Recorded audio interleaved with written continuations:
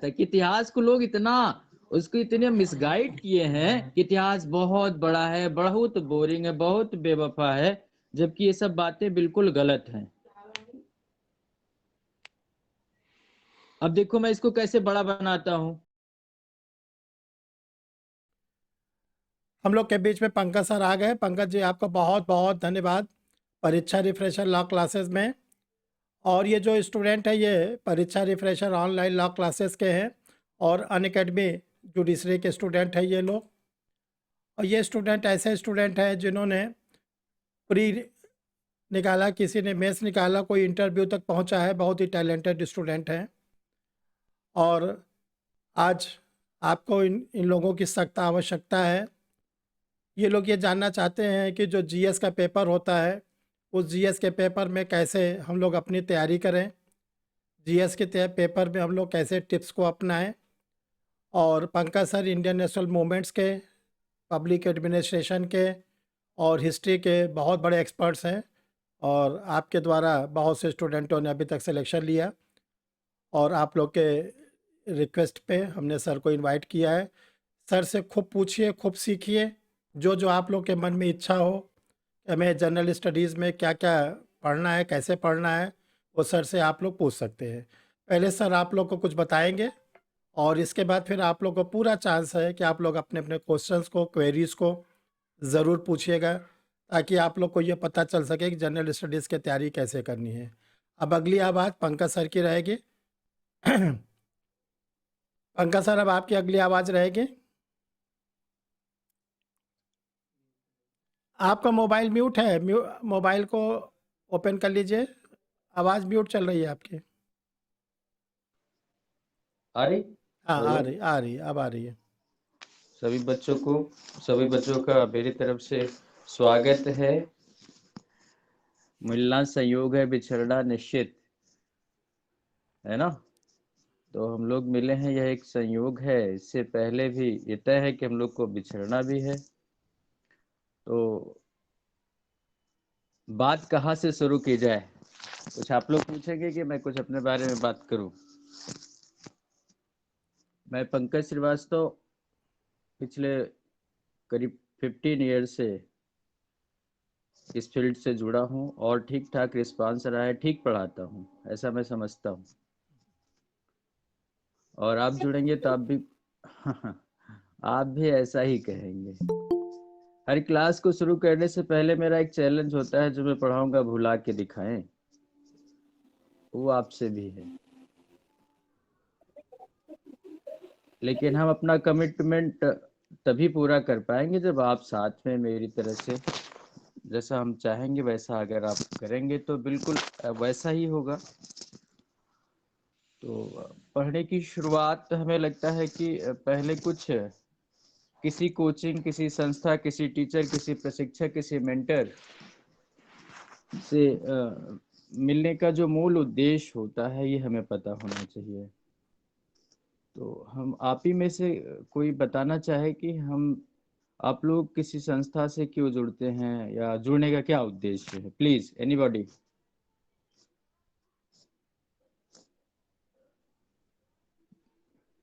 देखिए सर आप लोग से अरे पूछ बच्चे रहे से हैं। बताओ यार। Yes yes sir, good evening sir. Good evening, good evening. Very good, very good. बताओ बेटा। हाँ यस। बड़ा टोपी ओपी लगा के आप लोग बैठे हैं यार। हम लोग बुढ़ापे में एकदम ऐसे। कौन ऊपर टोपी लगा के बैठा है ये? बबलू? Yes sir. अरे क्या यार, क्या बात करते हो? जवानी में जवानी की तरह जियो, हैं? बुढ़ापे के लिए बचा के। यस बेटा, चलो कोई बात नहीं। यस सर भी दिख रहे हैं, देखिए सर एकदम यस फर्स्ट क्लास मस्ती से बैठे हैं एकदम। कोई यस सर, हम लोग लग रहा है कि सर उनको ठंडा उंडा लग। ग्रामीण ग्रामीण क्षेत्र से ना थोड़ा ठंडक अच्छा ज्यादा है। अच्छा, जी जी जी जी, कोई बात। अरे मैं ऐसे ही कर रहा हूँ, सुरक्षा बहुत जरूरी होता है। यस हाँ हाँ बेटा, कुछ पूछ रहे थे सैयद। हाँ yes. Sir yes sir. Sir हम किसी भी कोचिंग संस्थान या कि किसी टीचर से इसलिए जुड़ते हैं, हम उनको अपना परम पूज्य गुड शिक्षक इवनिंग सर। समझते हैं और वो हमको मतलब जो मंजिल हमने अपने लिए तैयार जो हमने मिशन तैयार किया है, जाने वहां तक पहुंचने के लिए वो हमारे लिए एक रास्ता है। वहां पहुंचाने के जी लिए वो जी। हमारे लिए सीढ़ी है सर, इसलिए हम अरे यार, उनको मुझे केवल रास्ता मत बना भाई। मतलब सर यस यहाँ आई, मैं ऐसे कर रहा हूँ यार, मैं ऐसे मस्ती से पढ़ाता हूँ, कोई बात नहीं। यस यस, आपकी बात मैं समझ पा रहा हूँ, जी सर। समझ पा रहा हूँ आपकी बात। और कोई? बबलू, अब थोड़ी ठंड उंड कम करो, हाँ बताओ कुछ। यस, यस आज सर। ऐसी मुलाकात हो कि अगली मुलाकात के लिए हम बेचैन रहे। तो पहली क्लास कुछ ऐसे ही होनी चाहिए। हम मूवी बेटा क्यों देखने जाते हैं?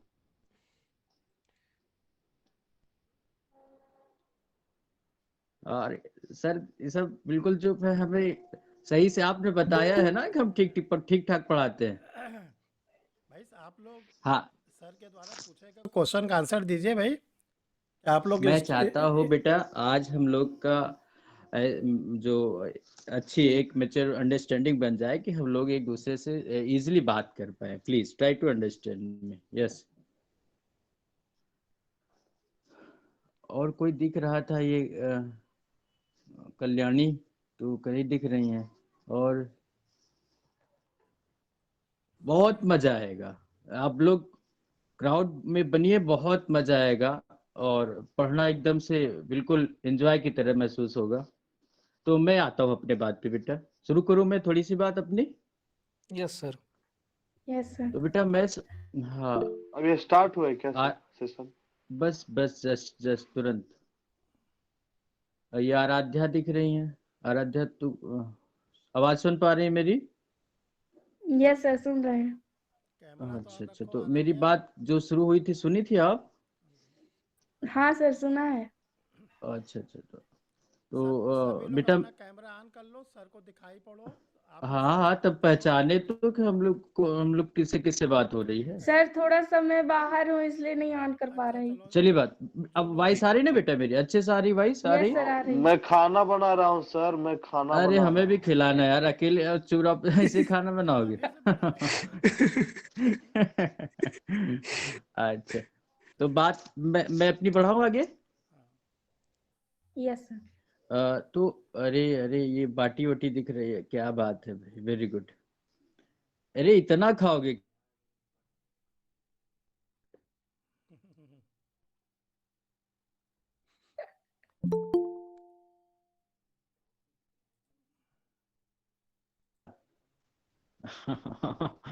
मेरी बात को प्लीज, तो मैं बात बेटा शुरू करता हूँ। मैं मानता हूँ किसी यस। अरे ये क्या हुआ मुझे? हाँ सर, चलिए सर। तो मैं मानता हूँ बेटा किसी संस्था से, किसी टीचर से, किसी प्रशिक्षक से जुड़ने का जो मुख्य उद्देश्य होता है, और वो होता है हमारी सक्सेस, हमारा सिलेक्शन, हमारी सफलता। अब प्रश्न उठता है कि ये है क्या? सफलता, सक्सेस, सिलेक्शन, ये है क्या? सर मैं बच्चों को थोड़ा सा अपने मोड में लूंगा। तो मैं चाहता हूँ कि पहली बात कि ये लोग हमसे बिल्कुल गुड फीलिंग में आ जाएं, अच्छे से हमारे साथ ये घुल मिल जाए। तो आज इनसे हम यही बात करेंगे। तो तो बेटा हम यही बता रहे थे कि हमारा जो मूल उद्देश्य होता है सक्सेस होना। अब प्रश्न है कि है क्या, सफलता है क्या? तो मैं मानता हूँ सफलता है ज्ञान, नॉलेज और कुशल रणनीति। ज्ञान और कुशल रणनीति की का सम्मिश्रण है। इसमें से अगर एक को हटा दिया जाए तो सक्सेस संभव नहीं है।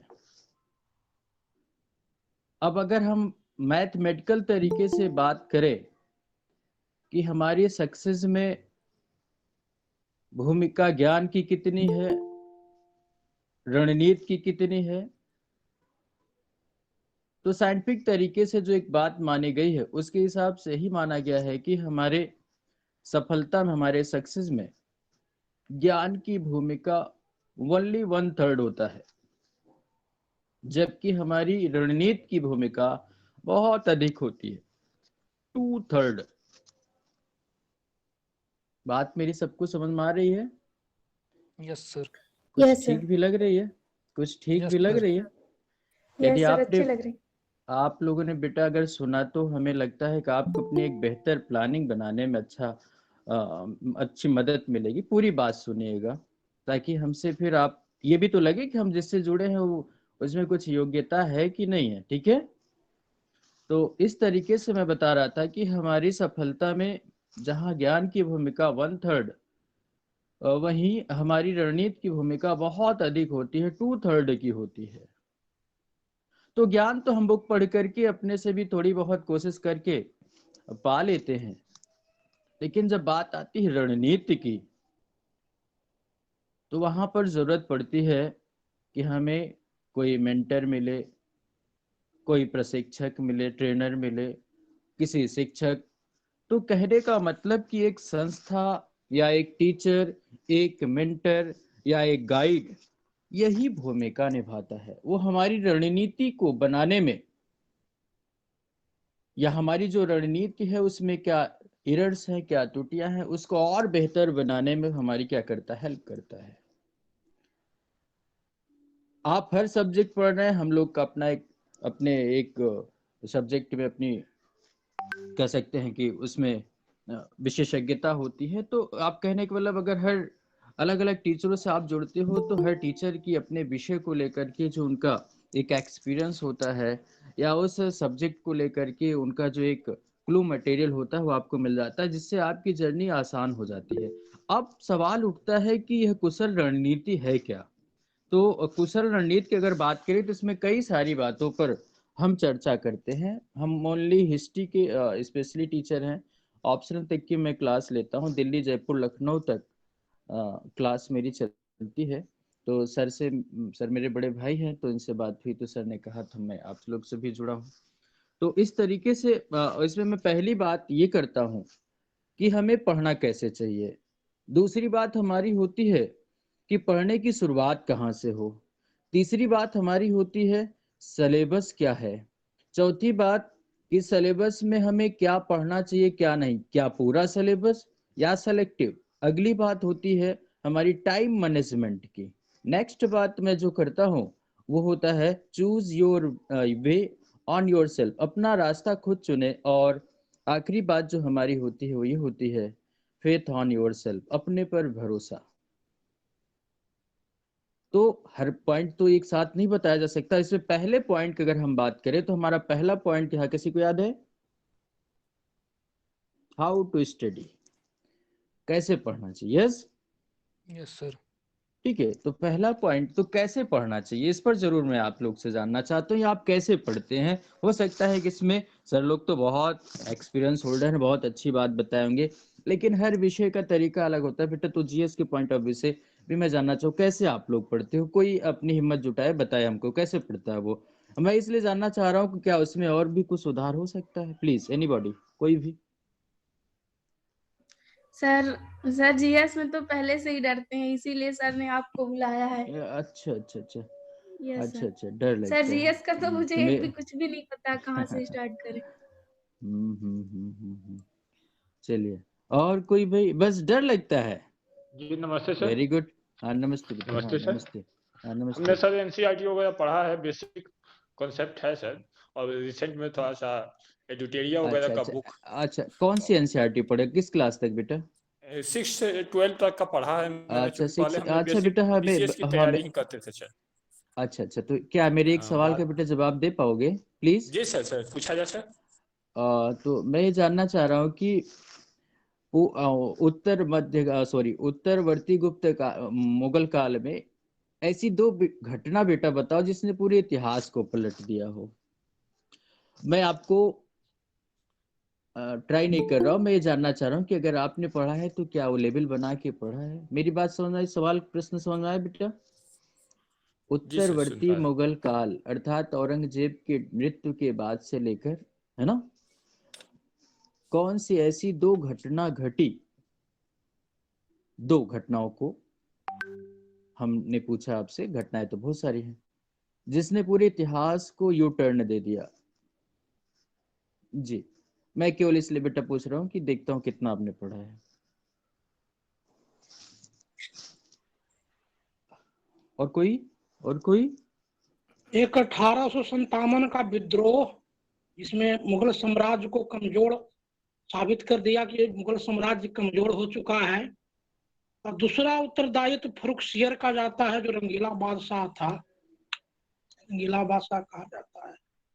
ये दो शासक का जो समय है, जिसके वजह से अंग्रेज को अपनी स्थिति मजबूत करने को यह मिल गया। और एक सिराजुद्दौला का भी तो हाल 1857 के पहले मुगलों की क्या स्थिति थी? सर दोबारा बोलेंगे? हैं? नहीं सुना पड़ा सर आपके। अच्छा चलिए कोई बात नहीं, फोन आ रहा था। मैं बताता हूँ, उस पर थोड़ा सा फोकस करिएगा। मैं बताता हूँ 1739 करनाल युद्ध और 1761 पानीपत का तीसरा युद्ध। अब क्या था ये थोड़ा सा समझ लें।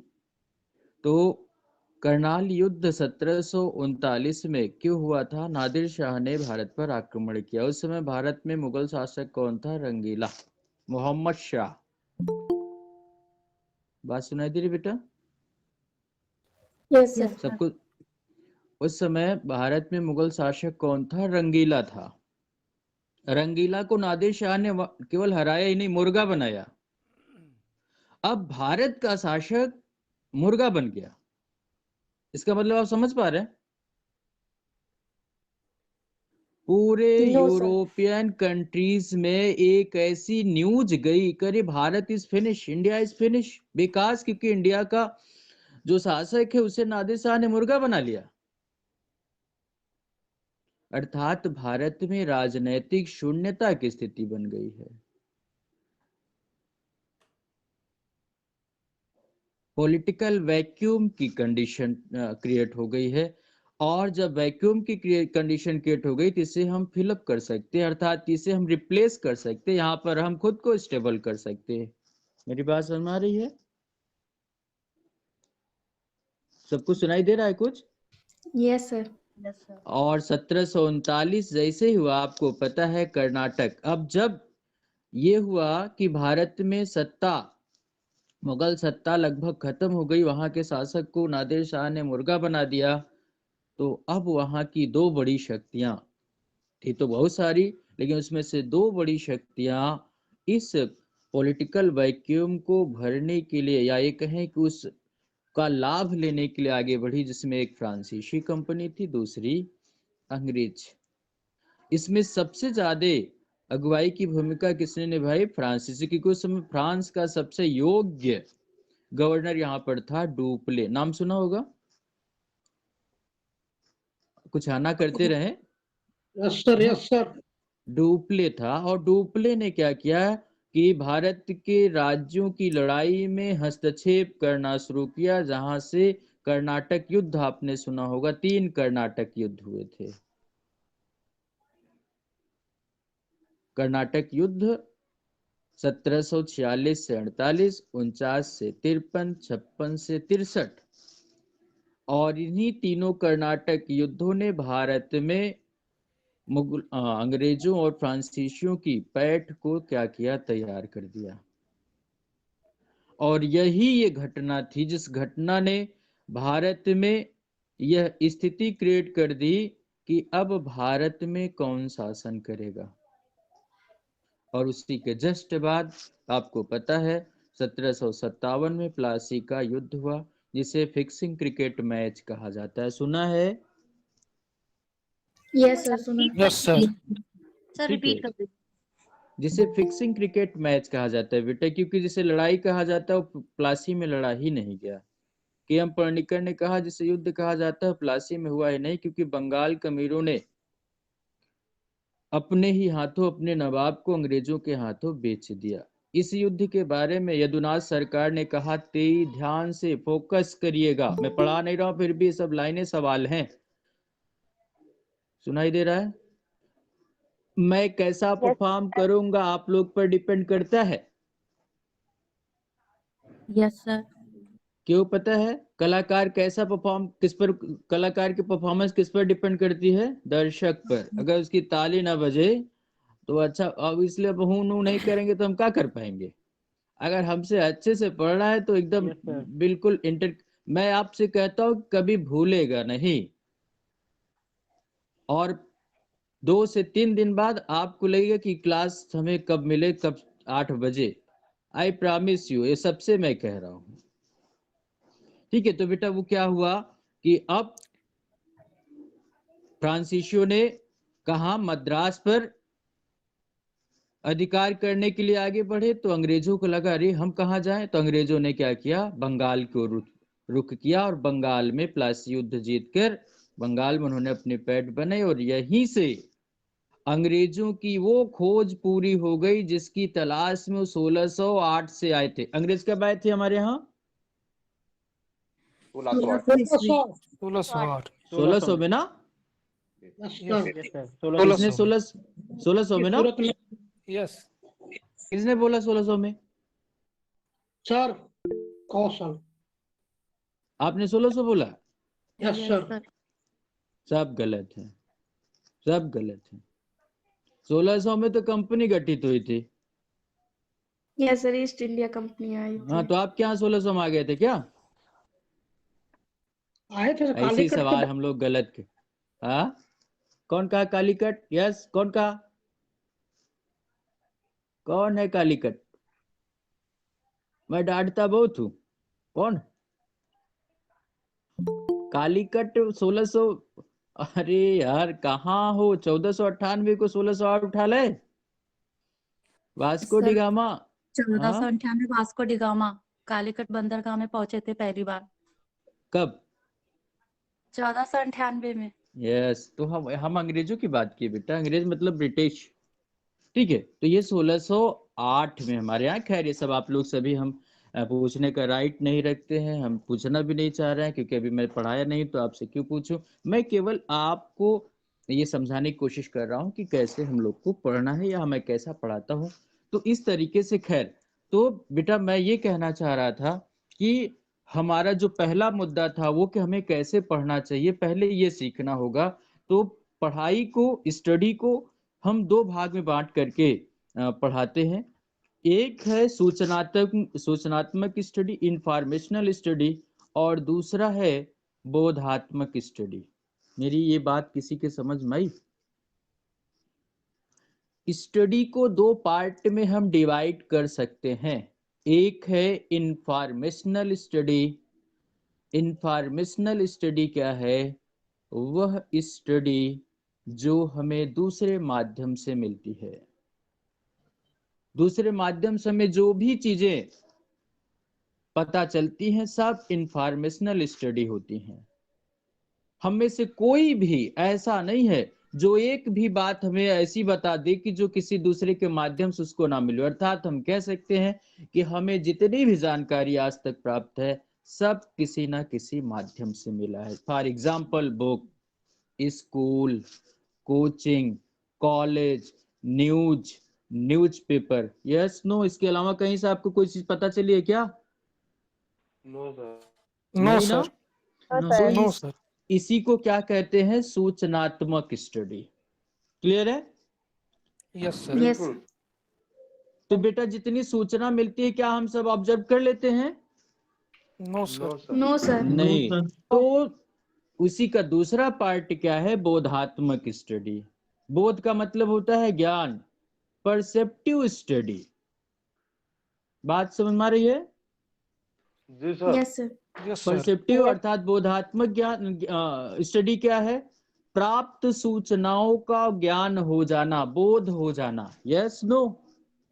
जो Yes, sir. Yes sir. सूचना हमें मिल रही है उसका बोध हो जाए, दैट्स कॉल्ड परसेप्टिव स्टडी, बोधात्मक स्टडी। क्लियर है बेटा? Yes, sir. सिलेक्शन का पूरा खेल इसी में छिपा है कि हम कैसे जो इंफॉर्मेशनल स्टडी है, how to change perceptive study. जिसको ये कला पता चल गया उसको सिलेक्शन तक पहुंचने से कोई रोक ही नहीं सकता। Nobody bracket. तो हमें सबसे पहले तो ये सीखना होगा कि हम सूचनात्मक स्टडी को, इंफॉर्मेशनल स्टडी को कैसे बोधात्मक स्टडी में बदले। ठीक है, यस सर। ज्ञान मतलब क्या होता है? बोध।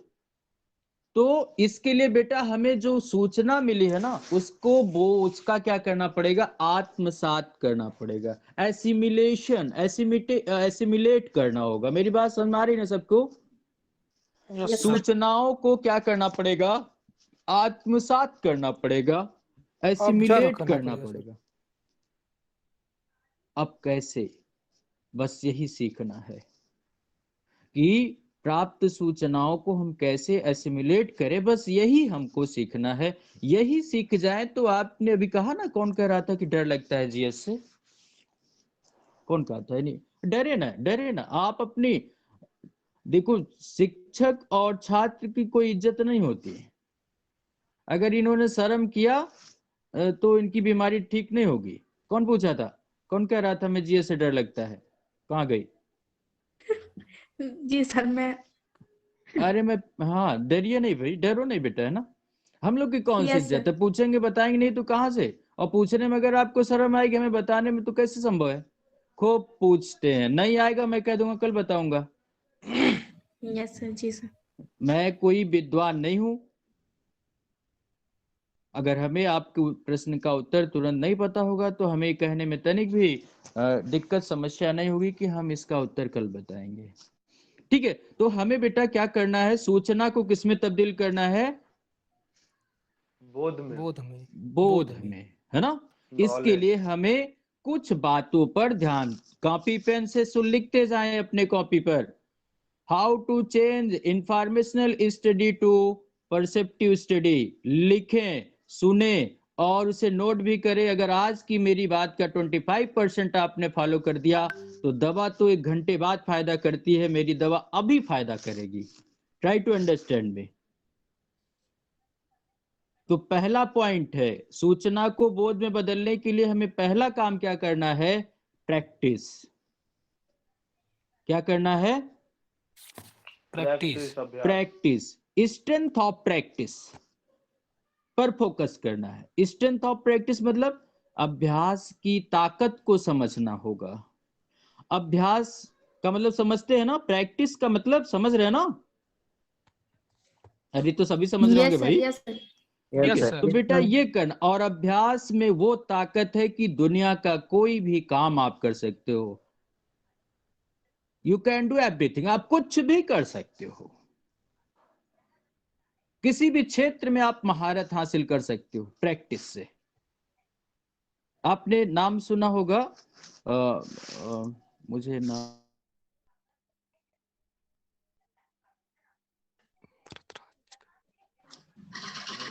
सर। जुग्गी महादेव, जो वासुदेव का भी ये कहना है कि अभ्यास में वो पावर है कि हम कुछ भी कर सकते हैं, हम किसी भी क्षेत्र में महारत हासिल कर सकते हैं। सर वॉइस कट जाती है। और बार बार फोन आ जा रहा है। आ रही है अभी आवाज? Yes sir. ठीक है, तो हमें एक बात पर फोकस करना है। धोनी को तो सब जानते हैं ना? Yes sir. हाँ, कहाँ के हैं? अरे भारत के हैं यार हमारे। अरे यार, डर लग रहा था क्या कि वही वाले धोनी पूछ रहे कोई और? झारखंड। अच्छा अच्छा, झारखंड के। ठीक। हाँ हाँ हाँ, तो धोनी कि जब 12th की परीक्षा चल रही थी, 12वीं की परीक्षा चल रही थी, तो दुर्भाग्य से उनका मैच भी शुरू हो गया।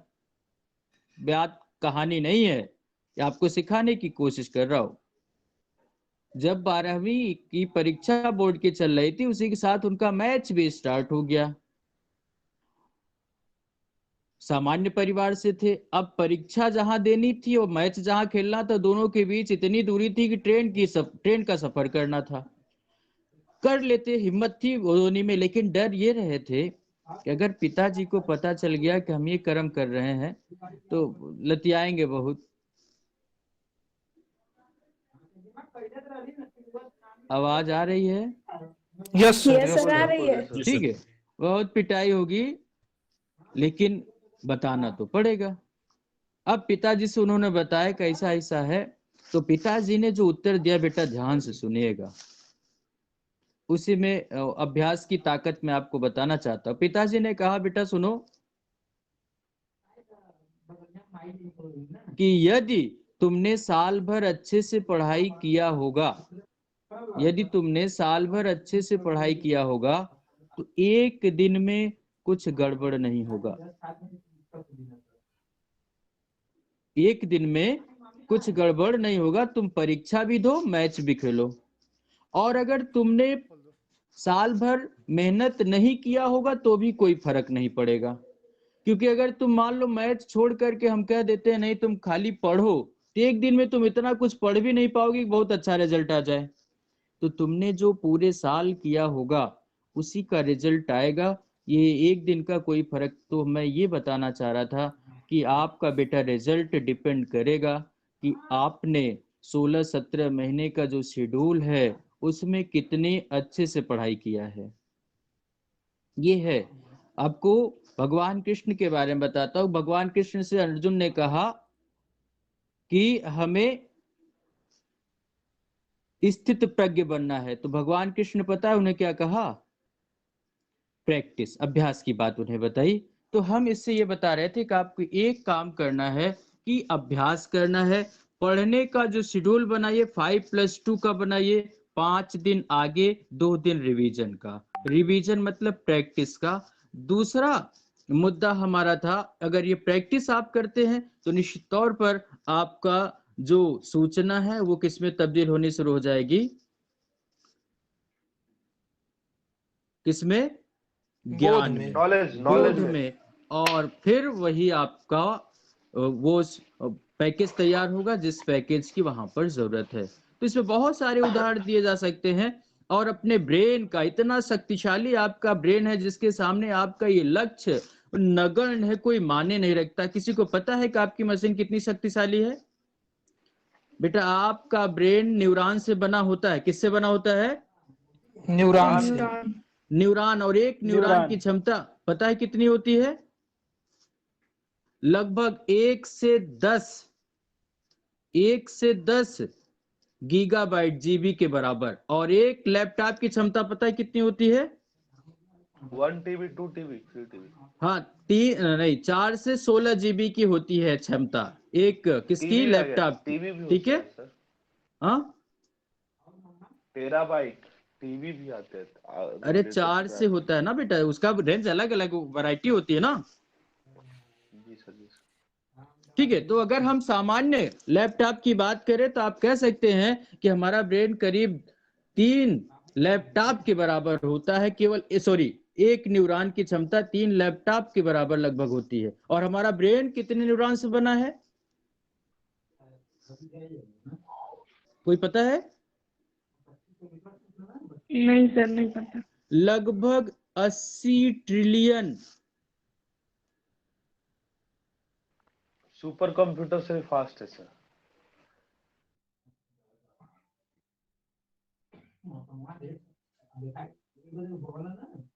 अरब नहीं, खरब न्यूरॉन से। अब आप जरा सोचो कि अगर एक में क्या हो जा रहा है बार बार, अगर एक आप न्यूरॉन को 2 या 3 लैपटॉप ही मान लें तो आप मल्टीपल करके देख लें, उसके आगे आपका लक्ष्य कुछ माने रखता है क्या? बस दिक्कत इतना है कि आपको कंप्यूटर मिला तो माउस मिल गया, टीवी मिली तो रिमोट मिल गया। भगवान ने हमें इतना बड़ा ये कंप्यूटर दिया तो है ब्रेन, लेकिन उसके ना तो रिमोट दिया है ना तो माउस दिया है जिससे हम चला सके। लेकिन यदि आप खोजो तो आपको वह रिमोट मिल सकता है, वह माउस मिल सकता है जिसके माध्यम से आपका ब्रेन ऑपरेट होता है। वैज्ञानिक सर्वे के हिसाब से मैं आपको बताऊं, वैज्ञानिकों ने माना है कि इस दुनिया में 3 कैटेगरी के ब्रेन वाले लोग पाए जाते हैं। एक कैटेगरी वो है जो सुन करके चीजों को ज्यादा ऑब्जर्व करती है, हम पढ़ाई से जोड़ करके बता रहे हैं। दूसरी कैटेगरी वो है जो फिगर से पढ़ना पसंद करती है। और तीसरी कैटेगरी वो है जो विथ एक्टिविटी। तो बेटा मैं आपसे यही कहूंगा कि इसमें सबसे महत्वपूर्ण कौन है? Figure study. आप फिगर स्टडी करो। जो चीजें आप अगर फिगर बना करके सीख गए तो आपको वो हमेशा याद रहेगा। ठीक है, तो इस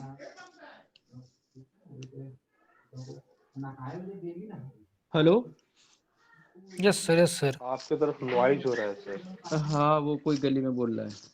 ठीक है, तो बेटा इस तरीके से मैं जो बताना चाह रहा हूँ कि आपको सूचना को बोध में बदलने के लिए एक प्रैक्टिस करना है, दो इमेज विथ फिगर पढ़ना है। अब मुद्दा उठता है कि हम इतिहास में जीएस के पेपर में जो आपका ला है उसमें कैसे हम इमेज बनाए। तो जीएस में वो सर आपके वो सॉरी जे वाले सब्जेक्ट में सर अपना बताएंगे क्या तरीका होना चाहिए। मैं अपने सब्जेक्ट की बात करता हूँ जिसमें मैं स्पेशली ज्यादा अपने को स्ट्रांग समझता हूँ। मेरा इतिहास है, उसमें मैं ऑप्शनल तक की क्लास लेता हूँ। तो इतिहास में अगर फिगर की बात करें तो मुझे लगता है कि इतिहास में फिगर बनाना सबसे आसान विषय है। कैसे, उदाहरण एक देता हूँ कि आप लोगों ने लीजेंड ऑफ भगत सिंह देखा होगा। Yes sir. Legend of Bhagat Singh में अजय देवगन क्या बने हैं? भगत सिंह बने हैं। Yes yes sir. तो बेटा जब भगत सिंह को फांसी हो रही थी तो उसमें अजय देवगन दिख रहे थे कि भगत सिंह दिख रहे थे? भगत सिंह दिख रहे थे। भगत सिंह दिख। तो जब हम बेटा मनोरंजन के लिए अजय देवगन को भगत सिंह बना सकते हैं, रामलीला सब देखे होंगे ना गांव का? Yes sir. यस सर, उस यस सर। गांव के रामलीला में आप भी ही देखा। लोग राम भी बनते, आप ही लोग सीता भी बनते दाढ़ी मूंछ छिला के, यस सर। Yes sir. है ना? ठीक है, भालू। तो जब जब दाढ़ी बहुत छिला करके आप राम सीता बन सकते हैं तो अपने फ्यूचर को बनाने के लिए क्या आप अपने को अकबर अशोक नहीं बना सकते? Yes no? Yes sir, yes sir, yes sir, बना Yes, सकते sir. जिस दिन बनाना शुरू कर देंगे आपका तैयार हो जाएगा। मैं यकीन के साथ कहता हूं, आप अपने को अकबर बना, अरे बनाने क्या जरूरत है यार। अगर हिंदू धर्म के से आप आस्था रखे हैं तो हिंदू धर्म कहता है ना कि एक ही व्यक्ति बार बार जाता जाता है, हाँ ना? Yes. हो सकता है आप में से कोनो बुढ़ो गांधी ही हो, रहे Yes, हो, sir. अभी नहीं, ऐसा नहीं हो सकता? कोनो भगत सिंह बैठे हो, यस सर। है ना? तो अब लेकिन अगर आज आपने कह दिया कि हम गांधी हैं तो बहुत मारे जाएंगे, है ना? और अगर आपने भगत सिंह बनाया तो कहने का मतलब मेरा बेटा ये है कि आपका जो इतिहास विषय है वो सबसे इंटरेस्टिंग विषय है। मैं साइंस का स्टूडेंट रहा, लेकिन जब मैं इतिहास से जुड़ा तो मुझे लगा कि अभी तक मैं झूठी जगह भटक रहा था। सही जगह तो अब मैं आया। अच्छे लेवल पे मैंने कंपटीशन लेवल में जूलॉजी और केमिस्ट्री पढ़ाया, लेकिन फिर मैंने सारी चीजें अपने फोकस कर लिया इस विषय पर। मुझे लगता है कि ये विषय अगर हमें समझ में आ गया तो जीवन समझ में आ जाता है। इतना महत्वपूर्ण हमारा विषय इतिहास है। ठीक है, तो सूचना को बोध में बदलना हम लोगों ने थोड़ी बहुत बातें सीख ली है कि हमें सूचना को कैसे बोध में बदलना है। तो एक हमें क्या करना है कि प्रैक्टिस करना है, दो फिगर स्टडी करना है, और तीसरी बात है teach your self. Teach your self मतलब समझते हैं? खुद को पढ़ाना। खुद को पढ़ाना। एक अमेरिकन मनोचिकित्सक हैं जिनका नाम है विलियम ग्लासर। नाम सुना नहीं होगा तो मैं सुन लीजिए ना, विलियम ग्लासर नाम है सुना है उन, सर। है ना? उन्होंने एक रिपोर्ट दी है बेटा, मैं उसी को बताता हूं। उनके अनुसार जो हम सुनकर जो हम पढ़ते हैं, बात समझ में रहा है? Yes sir. Yes sir. जो हम पढ़ते हैं उसका केवल 10% हम ऑब्जर्व कर पाते हैं। जो हम सुनते हैं उसका हम 20%। ये सब पॉइंट अपने दिमाग पे नहीं तो कॉपी पे लिख ले। जो हम सुनते हैं उसका 20%, जो हम देखते हैं उसका 30%, और जो हम देखते और सुनते दोनों हैं उसका 50%, और जिसकी हम चर्चा करते हैं, डिस्कशन करते हैं, उसका 70%, और जिसका हम चिंतन करते हैं वो 80%, और जो हम पढ़ाते हैं वो 95% हम ऑब्जर्व कर पाते हैं। बात समझ में आ रही? कितना? जी सर, 95%। तो बेटा हमें 90% क्या करना है आप समझ पा रहे हो? केवल Teach आप करना है। अपनी जानकारी को शेयर करना शुरू कर दीजिए। छोटा छोटा ग्रुप बना लिए, छोटी छोटी यूनिट बना लिए। जैसे हम आप मिल करके बैठ के पढ़ रहे हैं, ऐसे आप अपना यूनिट बना करके ग्रुप डिस्कशन की भी यूनिट बना सकते हैं। आज तो दुनिया ने सारी, है ना, इस टेक्नोलॉजी ने पूरी दुनिया को एक मंच पर लाके खड़ा, कौन कहाँ बैठा है, कौन कहाँ बैठा, हम लोग सामने बैठ करके बात करते हैं। यस नो, इस टेक्नोलॉजी sir, का yes, अच्छे से sir. यूज तो करो बेटा। आप जितने अभी बैठे हो, आप एक अलग यूनिट बना करके चाहो तो अपना ग्रुप डिस्कशन कर सकते हो। 8 घंटे की अगर खुद पढ़ाई करते हो तो अगर 2 घंटे आपस में सब लोग डिस्कशन कर लो, 10 लोग, 8 लोग, 5 लोग, 4 लोग, तो 4 मल्टीपल अगर 8 कर देंगे तो पर डे 32 आवर हो जाएगा। Yes no? Yes sir. Per day Yes, आप 32 घंटे पढ़ाई कर सकते हैं। इसी को कहते हैं स्मार्ट वर्क कहते हैं। ठीक है? तो बेटा एक बात हमने बताई कि आपको ये 3 बातों का सहारा लेना है। और एक और बात है law of connectivity. Law of connectivity बेटा समझते हैं क्या होता है? एक मुद्दे को दूसरे मुद्दे से जोड़ना। हाँ ना करते रहे, थक रहे हैं क्या सब कोई? ऐसा तो नहीं यार, बात अच्छी हो ठीक रही है, ठीक। है। Okay sir, okay. ठीक। तो बिल्कुल नहीं। तो कहने का मतलब यह लॉ ऑफ कनेक्टिविटी क्या है? तो लॉ ऑफ कनेक्टिविटी है बेटा, एक टॉपिक को दूसरे टॉपिक से इंटर रिलेट करके पढ़ा जाए। जैसे पढ़ाई को हम 2 तरीके से बांट सकते हैं, एक लंबवत स्टडी, 2 क्षैतिज स्टडी। लंबवत स्टडी वह स्टडी है कि जैसे हमने एक बुक है, उसमें 10 चैप्टर हैं और 10 चैप्टर को एक एक चैप्टर करके हमने पूरी तरीके से तैयार किया। कैसे तैयार किया कि ये पहले चैप्टर से लेकर 10वें तक चाहे जो आए हम सब बता लेंगे। ठीक है? अच्छी पढ़ाई है कि नहीं है? जी सर। हाँ ना। Yes sir. लेकिन आज सवाल बेटा ऐसे नहीं आ रहा है। जी सर। आज सवाल आ रहा है एक चैप्टर को दूसरे चैप्टर से इंटर रिलेट करके। Yes no? Yes, sir. ऐसे में ये तकनीकी yes, आपकी sir. क्या हो गई? फेल हो गई। I am right? Yes, sir. Yes, sir. ठीक है। Yes, sir. अब इसलिए आपको क्या करना पड़ेगा? लंबवत नहीं, क्षैतिज स्टडी करनी पड़ेगी, अर्थात लॉ ऑफ कनेक्टिविटी डेवलप करना पड़ेगा। एक टॉपिक को दूसरे टॉपिक पर क्या इम्पैक्ट हो रहा है, क्या उससे असर, उस पर क्या प्रभाव पड़ रहा है, क्या कहीं एक टॉपिक जो आप पढ़ रहे हो उससे कुछ और भी चीजें जुड़ी हुई हैं, ऐसे सवाल अब पूछे जा रहे हैं और इसीलिए आप लोग को दिक्कत होती है। जबकि जब ऐसे आप पढ़ना शुरू करेंगे तो आपको और पढ़ने में मजा आएगा। लेकिन आप चाहे डर के नाते या प्रयास नहीं करते या सही एडवाइस नहीं मिल पाने के कारण आप ऐसा नहीं करते हैं। तो आपको क्या करना है, एक दूसरे को, अब जैसे पानीपत का पहला युद्ध पढ़ा तो हम अब पानीपत का दूसरा युद्ध 100 साल बाद पढ़ेंगे। औसत आयु कितनी है? 63-64 साल। हाँ ना? Yes sir. Yes, sir. Yes तो एक तो पढ़ पाए ना? Yes sir. जी सर। ठीक है, तो दूसरा कैसे जानेंगे? तो यही तरीका बेटा बदलना पड़ेगा कि तीनों पानीपत का युद्ध एक ही जगह उठा लो, यस सर। है ना? तो आपको दिखेगा कि उसमें खाली कैंडिडेट बदल रहा है, बाकी सब तो एक ही ना है। अरे हाँ ना? Yes, हाँ, sir. Yes, sir. sir. Yes, तो sir. इसीलिए इतिहास बहुत छोटा विषय है। इतिहास से छोटा कोई विषय है नहीं, लेकिन आप उसको इतना बड़ा, अब जैसे बताओ कि हड़प्पा में हम गेहूं उगाते थे, तब क्या उगाते हैं? सर हिस्ट्री सबसे लेंथी लगता है। हाँ हम बताते ना, इसे हम तो समझ रहे थे। देखिए हम आपकी बात समझ गए। मुझे समझ आ रहा था कि इतिहास को लोग इतना, उसको इतने मिसगाइड किए हैं कि इतिहास बहुत बड़ा है, बहुत बोरिंग है, बहुत बेवफा है, जबकि ये सब बातें बिल्कुल गलत हैं। अब देखो मैं इसको कैसे बड़ा बनाता हूं। हड़प्पा सभ्यता में गेहूं,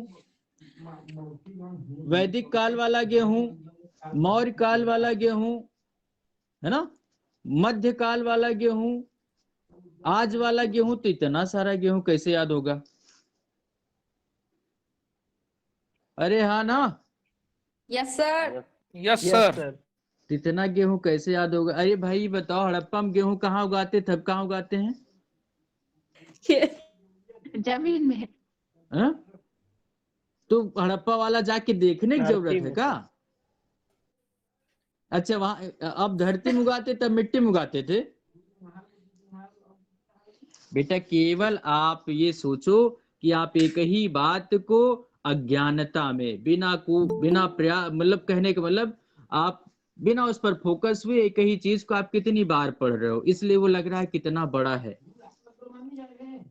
यस सर। वैदिक काल से आज तक के समाज में क्या अंतर हुआ है, कोई हमें बताए? ब्राह्मण क्षत्रिय वैश्य शूद्र यही 4 जातियां थी ना? Yes sir. जी सर। आज कितनी है? 4 है। तो यार वैदिक काल वाला समाज, मौर्य काल वाला समाज, गुप्त काल वाला समाज, मध्य काल वाला समाज, आज वाला समाज, कितना बड़ा समाज, कितनी बार पढ़े? एक बार पढ़ लो यार, क्लियर हो गए, क्या मतलब है 10 बार पढ़ने की? तो ये आपने कभी ट्रिक ही नहीं अपनाया ना?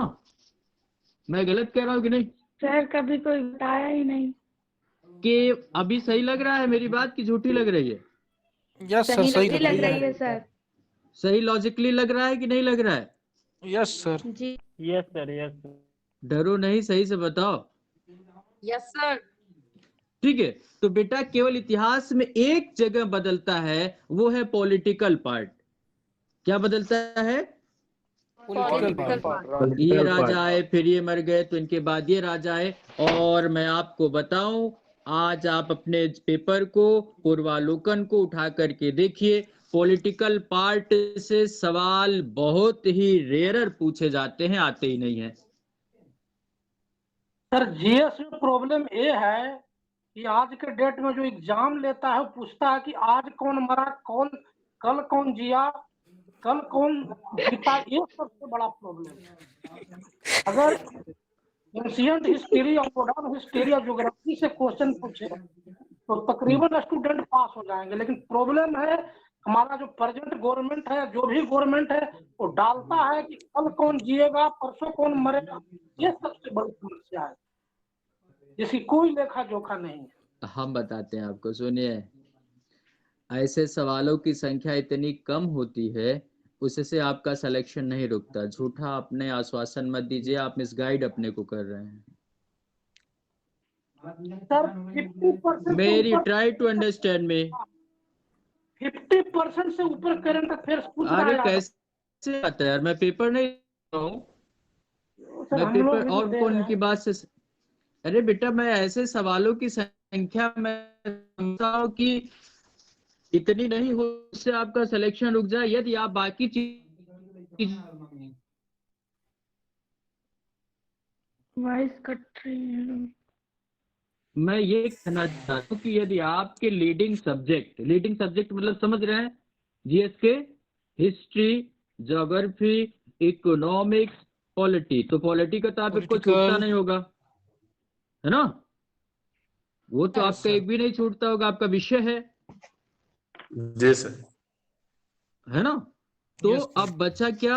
हिस्ट्री बचा, इकोनॉमिक्स बचा, और ज्योग्राफी बचा, और टेक बचा, और करंट बचा, यही तो। Yes sir. करंट आपका बेटा इसलिए गलत होता है क्योंकि करंट आप लास्ट में जाके पढ़ते हो। जो करंट रोज नहीं पढ़ रहा है उसका कभी करंट तैयार नहीं हो सकता।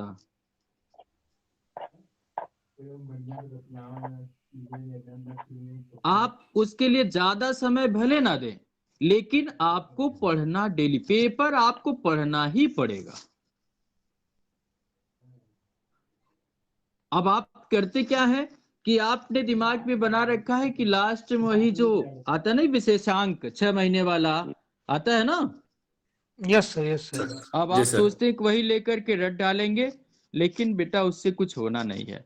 सवाल में ऑप्शन आते ही आपको जहां 4 ऑप्शन मिले, ऑप्शन ए ठीक लग रहा है, ऑप्शन बी लग रहा है ये भी है, ऑप्शन सी हो सकता है ये भी हो, और ऑप्शन डी कंफ्यूज तक होती है पहुंचते, सर। ऑप्शन डी पर पहुंचने के बाद आपके पास खाली एक रास्ता होता है, जय मां सरस्वती। अब आप ऐसे ही करो, है ना? क्योंकि आपके पास कोई रास्ता नहीं रह जाता, आपको चारों सही लग रहा है। इसका एक ही तरीका हो सकता है, अभ्यास, प्रैक्टिस। आपको जीएस का जो पेपर है, सॉरी करंट के लिए अगर आप डेली पेपर स्टडी नहीं कर रहे हैं तो ये समस्या हमेशा बनी रहेगी। आप उसे अपने स्टडी का नियमित शेड्यूल में उसको शामिल करिए, तभी हो पाएगा। और आपको पता है कि ऐसी कोई जादूगिरी कहीं नहीं हो सकती कि आपको कुछ ऐसी चीज बता दिया जाए कि यही पेपर में आएगा, यही याद करके चले जाओ, यही आ जाएगा। क्या लगता है, कैसा संभव है क्या? No sir. No sir. तो बेटा एक ही तरीका है ना, तो हम उस वेब की ओर जाएं जो उसका उपचार है। झूठी बात दिमाग में रख करके कि भगवान अगरबत्ती जला रहे हैं, आप बस जो है हमारा फंस जाए, है ना, तो ये सब भगवान की पूजा करिए, खूब करिए, अच्छे से करना चाहिए। लेकिन Sir, how to read newspaper at least time point of view of judiciary? हाँ देखिए, उसका फर्स्ट पेज अब बेकार हो चुका है। कौन सा पेपर आप पढ़ते हैं? हिंदुस्तान जो भी यार, ये कौन सा पेपर है? हिंदुस्तान होता है ना सर, जो पढ़े। नहीं, आप कह रहे हैं जो भी, तो तब मैंने कहा ना कि जो भी कौन सा पेपर है बेटा। हिंदुस्तान पर बात कर, आप एक पेपर पे फोकस करिए, है ना, एक पेपर पे फोकस करिए। और अगर आप जो है कौन सा पेपर कर रहे हैं, हिंदुस्तान पढ़ते हैं, अच्छा पेपर है, ठीक है। लेकिन उसका पहला पेज राजनीतिक मुद्दों से होता है, उस पे कभी कभी थोड़ा सा किस पद पर कौन मंत्री है, कहाँ पर कौन पोस्टेड है, इन चीजों की जानकारी मिल जाती है। तो ऐसे सवाल कभी कभी आ जाते हैं मैच करने के लिए। तो आप फर्स्ट पेज को लाइटली देख लें, कोई ऐसे मंत्री का कौन सा मंत्री किस पद पर है ना। कॉपी जरूर बनाएं। मेरी बात समझ आ रही है? जी। आपकी पेपर कॉपी बेटा बनानी पड़ेगी, अदरवाइज अगर आप बिना उसके आप कोशिश कर रहे हैं तो आप अपने को बस केवल जीएस में फिर आप अपने को निकाल नहीं पाएंगे। समस्या आपको आनी तय है। आपको एक पेपर कॉपी बनानी पड़ेगी, कुछ दिन आपको थोड़ा टाइम देना पड़ेगा, लेकिन आपको कुछ दिन बाद, करीब 2 महीने 2.5 महीने बाद आपको लगेगा कि जो आप पेपर में पढ़ रहे हैं वो आपकी कॉपी में पहले से ही नोट है। एक ही मंत्री बार बार थोड़ी ना बदलेगा भाई, 5 साल तो कम से कम रहेगा ना। Yes sir. ठीक है, तो आप देखेंगे कि वही चीजें बार बार जब रिपीट हो रही हैं तो वो चीजें आपके नोट्स में तुरंत रिकॉल होता रहेगा दिमाग में धीरे धीरे। मेरी जो बात है, कम से कम ये 1 महीना 1.5 महीना 2 महीने प्रोसेस के बाद इसका लाभ समझ में आएगा, फिर आपको काम बिल्कुल आसान होता जाएगा।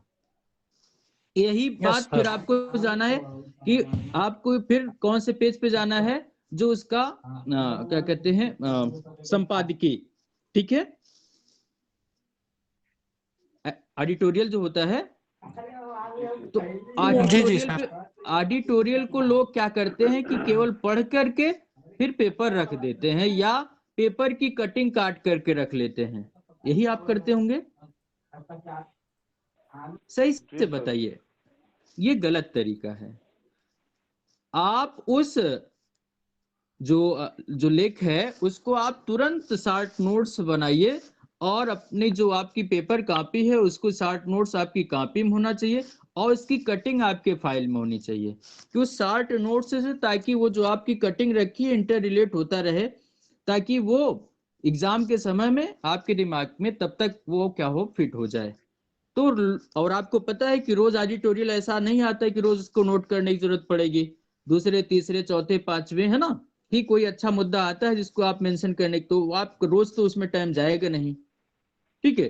तीसरा बात है कि आप उसके बाद इकोनॉमिक वाले पार्ट पे जाइए। इकोनॉमिक वाले पार्ट में जिसमें सबसे ज्यादा आपको दिक्कत होती है, क्योंकि उसको आपको उसकी शब्दावली नहीं पता होती, उससे आपका इंटरेस्ट नहीं बन पाता है। समझ में आ रहा है?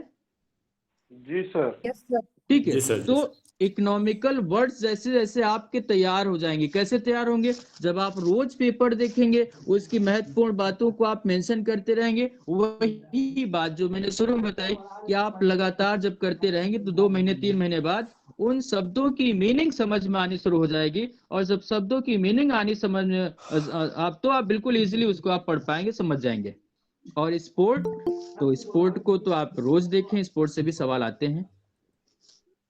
और बताइए, जो आप मैंने कहा करेंगे, खाली सुने। पेपर की कॉपी कौन कौन बनाएगा? कौन बनाएगा? मैं बनाऊंगा सर। एक लोग खाली, बाकी नहीं बनाएंगे? जी सर। आएंगे सर।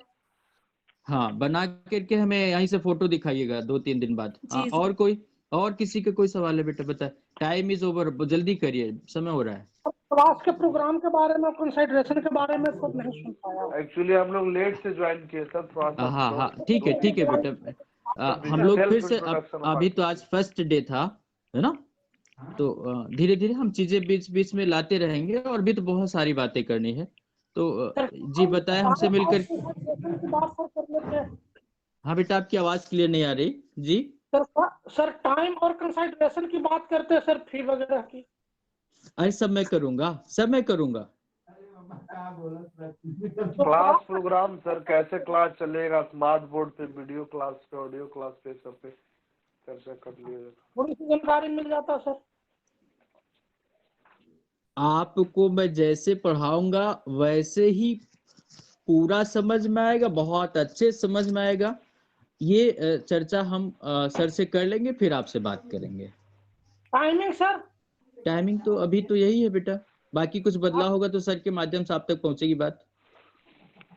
सर मेरा एक क्वेश्चन था। जी जी जी जी जी। सर मैं ये कह रही थी कि ऐसे टाइमिंग पूछना कि हमें उत्तर पता हो, इतने लोग के सामने पूछ रहे, बताओ। हाँ सर मैं कह रही थी सर 12 तारीख को एग्जाम है और टाइम हम लोग के पास बहुत कम है, तो हम लोग जीएस कैसे करें सर? कुछ तो सर हम लोग की पकड़ बन जाए जब तक। 12 तारीख के दिन बचा है पता है? जी सर 25 बहुत दिन कम। सर। तो बेटा मैं एक ही बात कहूंगा कि यहाँ पर जो आपको तरीका अभी है वही तरीके से कर लो। कोई बेटा जादूगिरी नहीं होती है। मित्र, मैं झूठा आश्वासन आपको नहीं दे सकता कितने दिन में। आपको बस इतना बता सकता हूँ कि अगर हिस्ट्री पढ़ना है तो थोड़ा मॉडर्न हिस्ट्री पढ़ लो। मॉडर्न हिस्ट्री में ऐसे मेरे से जानना चाहो तो मैं सब बता सकता हूँ, लेकिन मुझे नहीं लगता है कि उन तकनीकियों से आप जैसे कि चाहो तो सुन लो, मैं बता देता हूँ। जैसे अगर आप हिस्ट्री से बात शुरू करें तो हिस्ट्री में केवल आप मोस्टली क्या कहते हैं, मॉडर्न हिस्ट्री पढ़िए, और मॉडर्न हिस्ट्री में भी 1885 से लेकर के 1947 तक पढ़ लीजिए। शार्ट वे तो अपनाना ही पड़ेगा, कोई पूरा तो हो नहीं सकता। इस तरह से आप ज्योग्राफी का वो पार्ट जो क्लाइमेट से जुड़ा हुआ है, क्योंकि क्लाइमेटिक घटनाएं ज्यादा घट रही हैं, उसको देखें, और उसी के साथ इकोनॉमिकल ज्योग्राफी भी देख लें, तो इकोनॉमिक्स भी तैयार हो जाएगा। और समझ में आ रही मेरी बात? Yes sir. ज्योग्राफी भी आपकी उसी में शामिल आ जाएगा। और इस समय जो इसी में आप विज्ञान भी जोड़ सकते हैं, क्योंकि विज्ञान तो आता है ना, यूजेस ऑफ साइंस आता है, तो पता होगा सबको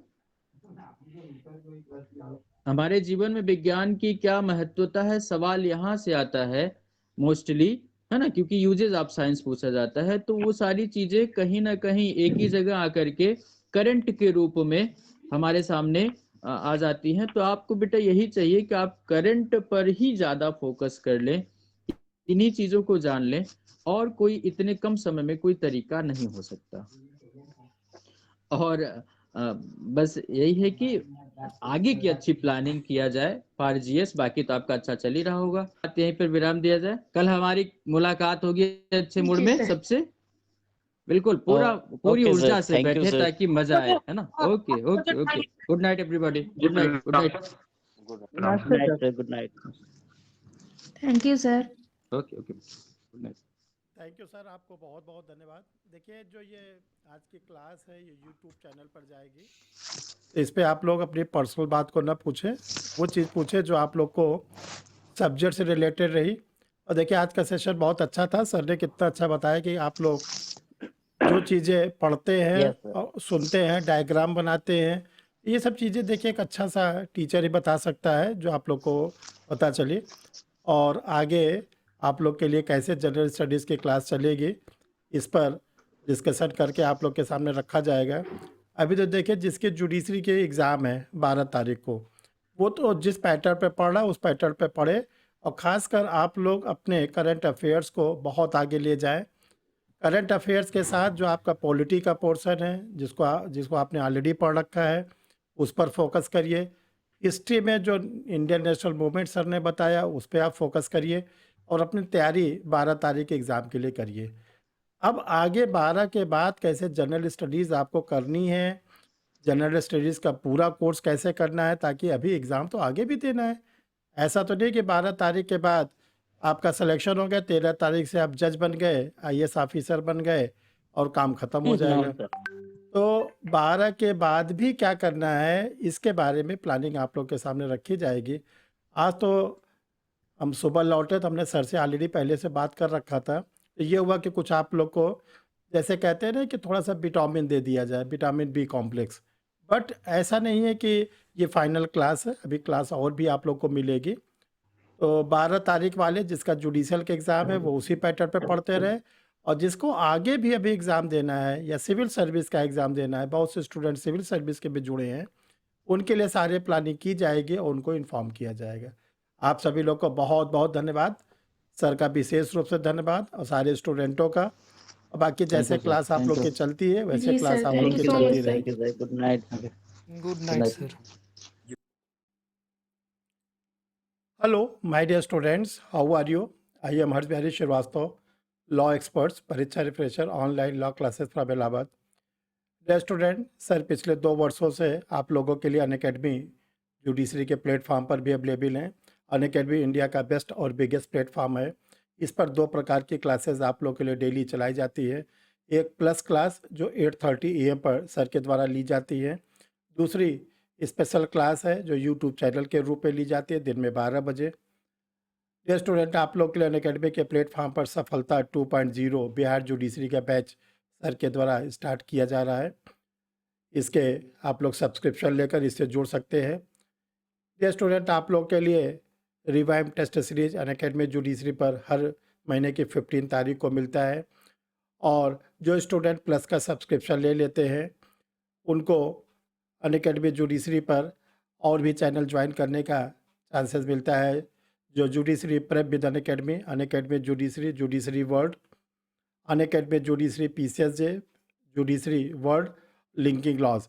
डियर स्टूडेंट, प्लस के सब्सक्रिप्शन लेने के बाद सबसे बड़ी सुविधा आप लोग को मिलती है कि आप अपने एडुकेटर से डाउट क्लियरिंग सेशन में डायरेक्ट बात कर सकते हैं, जो आपको 3 लेक्चर्स में पढ़ाया गया है, लिखाया गया है, समझाया गया है। कहीं पर भी कोई डाउट होती है तो डाउट क्लियरिंग सेशन में आप अपने एडुकेटर से बात कर सकते हैं, और अनअकैडमी जुडिशरी के प्लेटफॉर्म पर आप लोग को डाउट क्लियरिंग सेशन बराबर मिलता रहता है।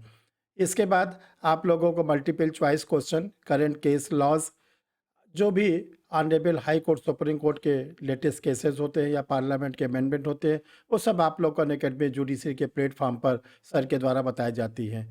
Thank you.